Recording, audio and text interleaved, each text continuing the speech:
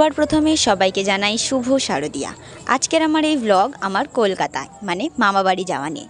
আমি এবং আমার মা ব্যাগপত্র গুছিয়ে তৈরি হয়ে বেরিয়ে পড়েছি কলকাতা যাওয়ার উদ্দেশ্যে। বাবা এখানে থাকবে, নাহলে আমার ভুলুয়াকে কে দেখবে, সেই কারণে আমি আর মা যাচ্ছি। ভাই অলরেডি ওখানে আগে থেকেই আছে। বাসে ভীষণ ভিড়, আমার মা বসার সিট পায়নি।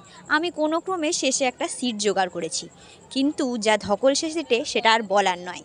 শেষ অবধি অনেকটা পথ যাওয়ার পর আমার মা একটা সিট পেয়েছে। আজ ভীষণ কড়া রোদ, কিন্তু একটা ফুরফুরে হাওয়াও ছিল। কাশফুলের মেলা দেখতে দেখতে আমরা এগিয়ে চলেছিলাম। পথে আমার বড্ড খিদে পায় রাস্তাঘাটে, তার মধ্যে এত জ্যাম যে গাড়িতে বসে থেকে থেকে অর্ধেক এনার্জি আমার শেষ হয়ে গেছিলো।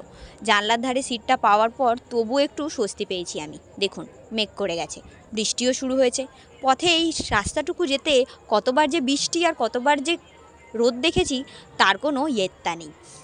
এই যে হাই রোডের ওপরের এই রাস্তাটা, এই জায়গাটা ভীষণ সুন্দর লাগে যখন ওপর থেকে জায়গাটা দেখা যায়। 2 ঘন্টার রাস্তাকে 3.5 ঘন্টা সময় ধরে পার করার পর শেষ অবধি কলকাতার কাছাকাছি আমরা পৌঁছালাম।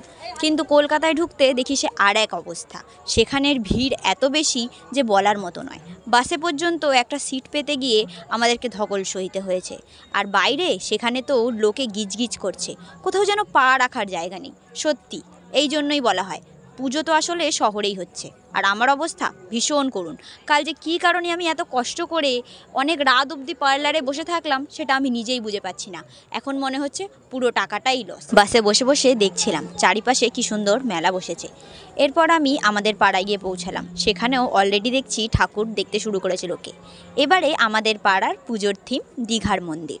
মন্দিরটা বেশ সুন্দর হয়েছে, ভাবলাম একবার ঘুরে আসি। চলুন আপনাদেরকেও দেখাই। এবারের মাতৃপ্রতিমা ভীষণ স্নিগ্ধ, আমার খুব পছন্দ হয়েছে। আর যা বড় একটা ঝাড়বাতি লাগিয়েছে, পুরো কলেজ স্ট্রিটের ফিল দিচ্ছিল। মণ্ডপে যত এগিয়ে গেলাম তত দেখলাম মা দুর্গা ছাড়াও এখানে জগন্নাথ দেব রয়েছেন, কারণ মন্দিরটা তো আসলে তারই। এছাড়াও রয়েছেন আমাদের মাধব এবং রাধারানী। আমার এই জার্নিটা ভীষণ ধকল ভরা হলেও আমাদের প্যান্ডেলে ঢোকার পর এবং ঠাকুরগুলো দেখার পর সমস্ত ক্লান্তি যেন কিভাবে দূর হয়ে গেল। সব শেষে পেলাম নারায়ণ এবং লক্ষ্মীকে। এই মূর্তিটি ভারী সুন্দর। মণ্ডপ থেকে বেরিয়ে সোজা বাড়ি চলে গেছি।